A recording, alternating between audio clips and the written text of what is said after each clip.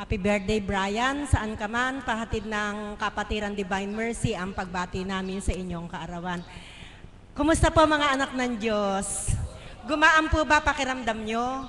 Siyempre, ganun po kasi manggamot si God.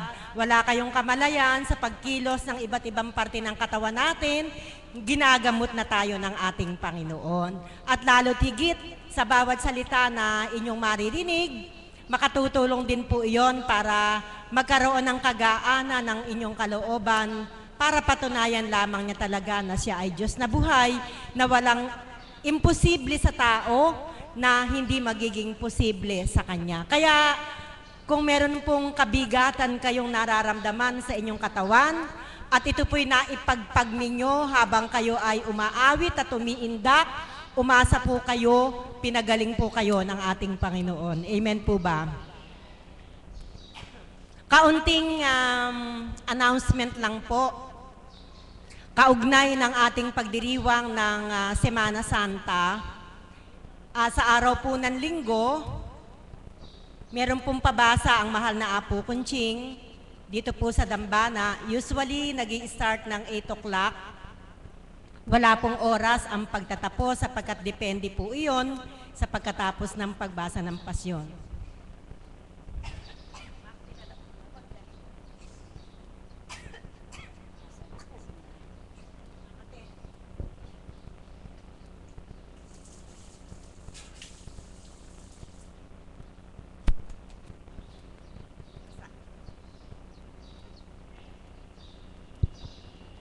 So, invited po kayo sa linggo kung may panahon kayo para makiisa sa pabasa. And then, simula po sa Lunes, ang gawain po natin ay magsisimula ng alas 9 ng umaga. Meron po tayong usual na prayers, praising, at meron po tayong istasyon ng cross. May naka-assign na po sa bawat araw na mamumuno sa ating istasyon.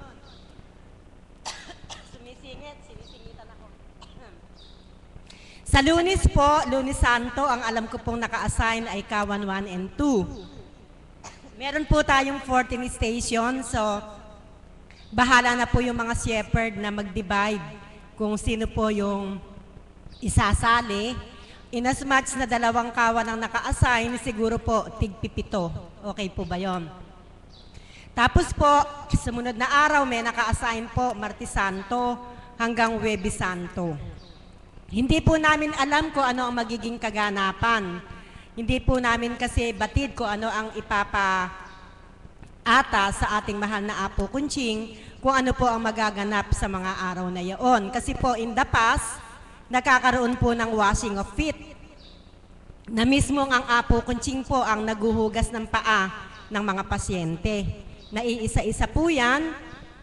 Subalit, yung po'y ginampanan ng kung ilang taon, pagkatapos po ay nahinto na at iba naman ang ipinaganap sa kanya.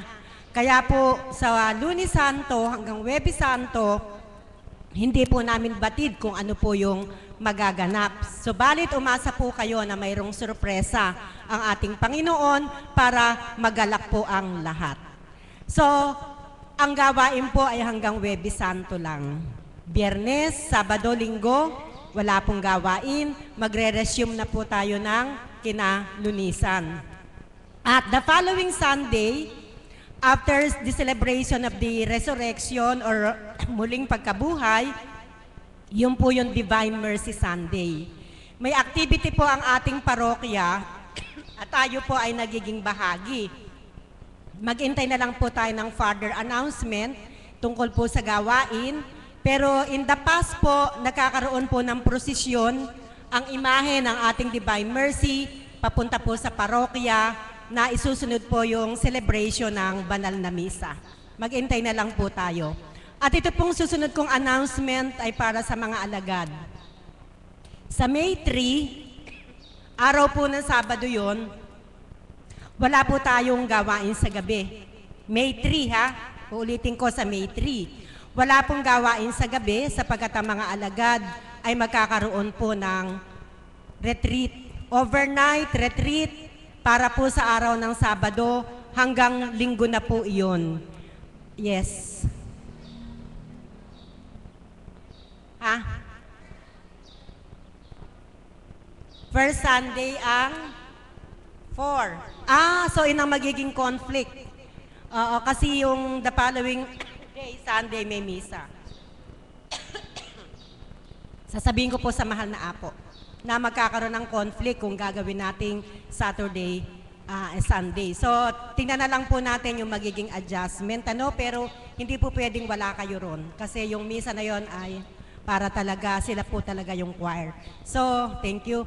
So, mag-a-adjust po siguro tayo ng day. Kasi ang first plan po ng mahal na apo, May 1 and 2. Nag-insist po kami, nag-suggest po kami ni Mother na gawing Sabado para walang masayang na araw. Pero hindi namin na-foresee na magkakaroon pala ng conflict sa celebration ng First Sunday Mass. Aayusin po namin ang schedule. Mga kapatid, ang araw pong ito ay natatanging araw para sa isa nating kapatid na nandirito. Ito pong araw na ito ay napakahalaga para sa kanya, sapagkat ito po yung anibersaryo, hindi ng kanyang pagkakahirang, kundi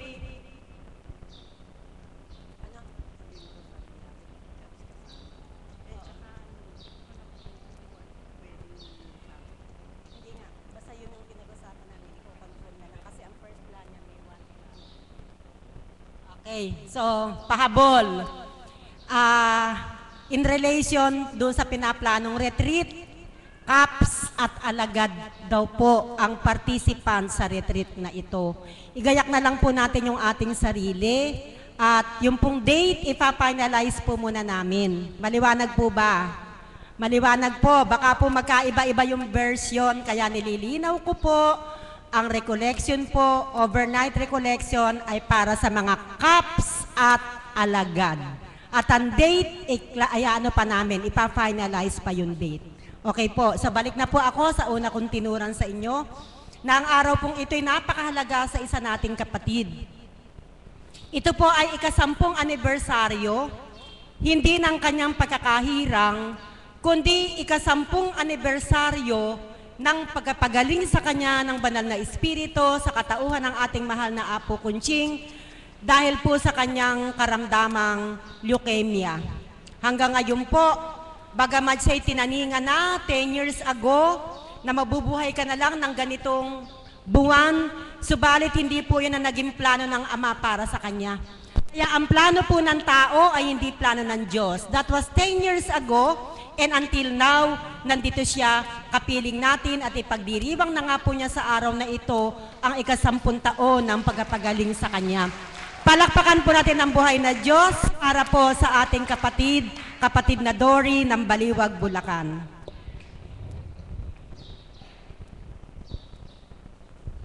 Salamat kapatid. Buhay ang Diyos. Good morning. Actually po, napatapat talaga ng Good Friday, April 18 ng aking 10th anniversary.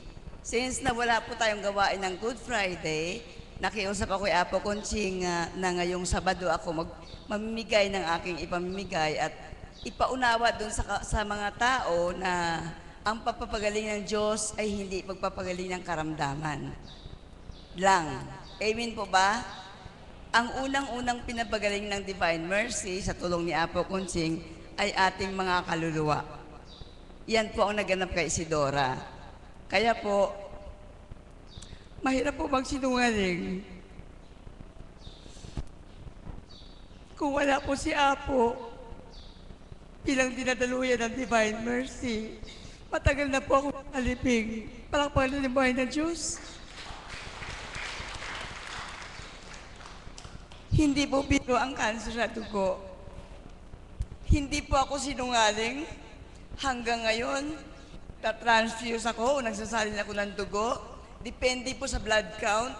Hanggang ngayon po, may iniinom akong gamot na oral para mabalanse yung dugo. Bali ang pinanaligan ko po at pinanilaan yung mga salita ng banal na espiritu sa pamagitan niya po, Kunching. Kasi nga po, totoo po yun. 2001, nung ma-diagnose ako sa Amerika, na 3 taon na lang ang buhay ko. Kinemo agad ako nung pinauwi ako dito sa UST. Pagkatapos po, 3 taon eksakto, hindi ko po alam na kaarawan ng Divine Mercy. May umakay sa akin, isang pasyente ko rin sa beauty clinic ko, nadalhin ako kay Apo Conching. Nung panahon po na yon, 2004, hindi pa po si Apo Conching Apo. Wala pa pong tumatawag sa kanyang Apo Conching. Ang tawag po sa kanya, Sister Conching, Conching, Ate Conching, ganun po. Naging Apo Conching po si Apo nung maghayo po kami sa bandang Pampanga, sa may Masantol, sa Bisal. Kasi nga po ang mga Kapampangan, ang Apo, pinakamataas. Sino po yun? Si Kristo. Si Kristo po at ang banal na Espiritu ay iisa. Palakpakan natin ang buhay na Diyos. Ang nagpagaling po kay Isidora ay ang banal na Espiritu. Iisa ang Divine Mercy at ang banal na Espiritu sa tulong po ni Apo Conching. Napakahiwaga po ng ibinigay na kagalingan sa akin dahil mula nung araw na yon, hindi na ako uminom na kahit na anong gamot. Wala akong ininom kahit biogesic, 1 taon. 2004 hanggang 2005, nang bigla ako magkaroon ng internal bleeding. 2005, araw din po ng Divine Mercy na ang sabi ng doktor, Isidora, you better pray because you're dying. Ang sabi naman ng doktor sa akin na surgeon, hindi kita pwedeng operahan kasi flat down lahat ang dugo mo. Wala ka ng dugo, 0-0. So that time, kinemo ako, sinalinan ako ng 9 na bag na dugo at hindi na umaasa ang pamilya ko na mabubuhay ako. Wala nang umaasa. Kahit po nasa mamahaling kayong ospital, ako po nagsasabi sa inyo, kahit po lahat ng gamot, isumpak nyo sa bibig nyo. Kapag hindi niloob ng Panginoon, hindi po tayo mabubuhay. Alam niyo po, sa text ni Apo Conching, kasi sinabi niya sa amin, kapatid, gusto ka naming dalawin. Kasi 10 araw po ako sa UST. Sabi ko na po, maraming salamat. Hindi ko po kailangan ang dalaw. Kailangan ko po ang panalangin. Talaga pong prayer is powerful. Palapakan natin ang buhay na Diyos. Nung sinabi ko po yung kay Apo, sinabi po niya na nagpatira pa na siya, isinabmit niya na ako sa Ama. Ang Ama nang bahala sa akin. Amen po ba? Ganun po kabait si Apo Conching. That night, pinasok ako ng doktor ko, alas 10 na sinabi niya sa akin, Isidora, your prayer works. Kasi po mayroon akong Divine Mercy na nakalaminate, mayroon po akong rosaryo, mayroon akong Bible, na nagdadasal ako kahit madaling araw. Kamatayan po yun ng Santo Papa, April 3, 2005. Nasabi ng doktor, I'm dying. Ang sabi ni Apo, muli ako palalakasin ng Ama. Po bang mahalaga?